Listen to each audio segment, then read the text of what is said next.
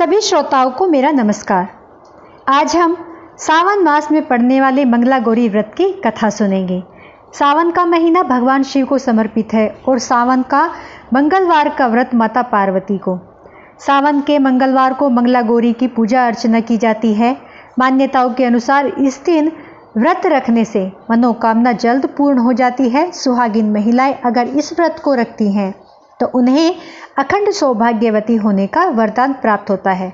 सावन में मंगलवार को सुहागिन महिलाएं पूरे दिन व्रत रखकर शाम को मंगला गौरी की विधि विधान से पूजा अर्चना करती हैं और व्रत कथा पढ़ती हैं। जो महिलाएं उपवास का पालन नहीं कर सकती वे भी कम से कम पूजा तो अवश्य ही करती हैं।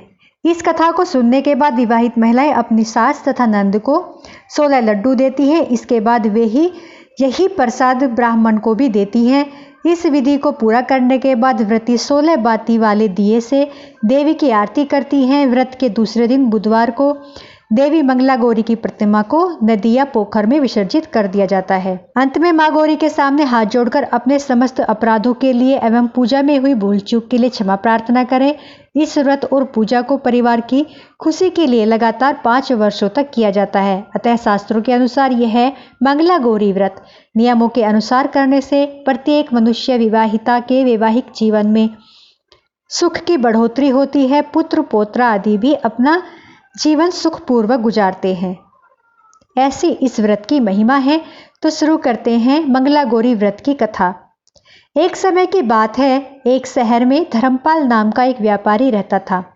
उसकी पत्नी काफी खूबसूरत थी और उसके पास काफी संपत्ति थी, लेकिन उसके कोई संतान नहीं होने के कारण वे दोनों पति पत्नी बहुत दुखी रहते थे।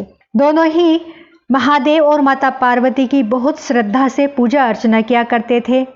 इसके कारण उन्हें एक पुत्र की प्राप्ति हुई, लेकिन साथ ही उनका पुत्र अल्पायु पैदा हुआ। 16 वर्ष की उम्र में सांप के काटने से उसकी मौत हो जाएगी।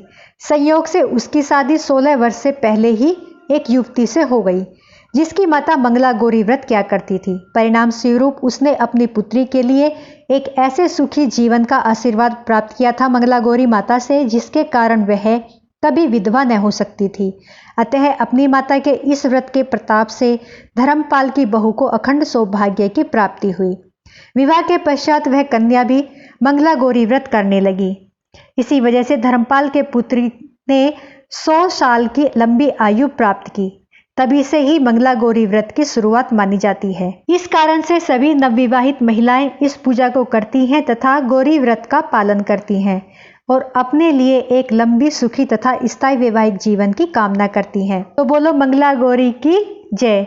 जय माता मंगला गौरी। सभी से मेरी हाथ जोड़कर विनती है, मेरी वीडियो अगर आपको पसंद आई हो तो प्लीज़ लाइक सब्सक्राइब शेयर जरूर करें। सभी को मेरा हाथ जोड़कर प्रणाम। बोलो माता पार्वती की जय।